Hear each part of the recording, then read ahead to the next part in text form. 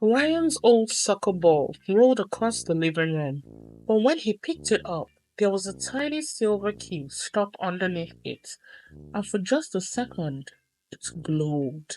Mom was folding laundry. Dad was reading the newspaper. Nobody noticed the key shimmer in Ryan's small hand. On the back of the key was a tiny tag that read, "The Lost Garden. Only the wise and the brave may enter." Ryan's heart skipped. He looked around and spotted something strange. The hallway cupboard door, which was always locked, had a tiny glowing keyhole. Taking a deep breath, Ryan slipped the key in. Click! The cupboard swung open, but instead of dusty brooms, there was a narrow tunnel lined with little fairy lights. At the entrance hung a scroll. "I speak without a mouth and hear without ears.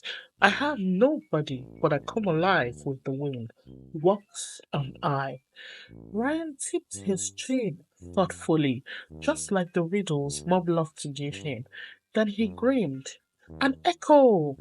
The tunnel whooshed open instantly, a swirl of warm, sweet air pulling him inside.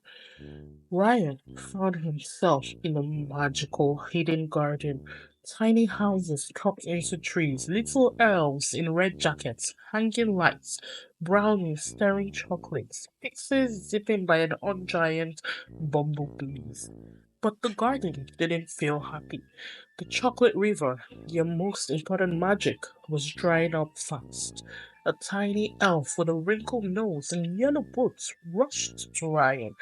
"You're just in time," she squeaked. "If the chocolate river dries up before sunset, the whole garden will vanish forever."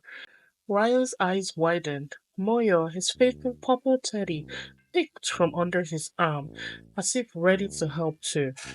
But just then, a grumpy brownie with wild green hair whispered, "Don't listen to them. The dream fountain is empty. Try the swamp water instead." Ryan almost believed him. He almost turned away. But then he remembered Mom's words. "If something feels wrong in your heart, it probably is." Ryan shook his head bravely. He raced to the drain fountain, filled a tiny watering can, and sprinted toward the river. Every step he took, the ground sparkled under his sneakers. He splashed the drain water onto the dry river bed, and whoosh! The chocolate river came roaring back to life, swirling with creamy chocolate and shimmering sprinkles. The elves cheered. The brownies threw candy confetti into the air. Pixies zipped past, singing songs of joy. The tiny elf placed a silver soccer ball badge on Ryan's shirt. But that wasn't all. From behind her back, she handed him a tiny memory crystal. Inside it, Ryan could see himself, Mom, and Dad laughing and playing soccer together in the backyard, just like he always loved.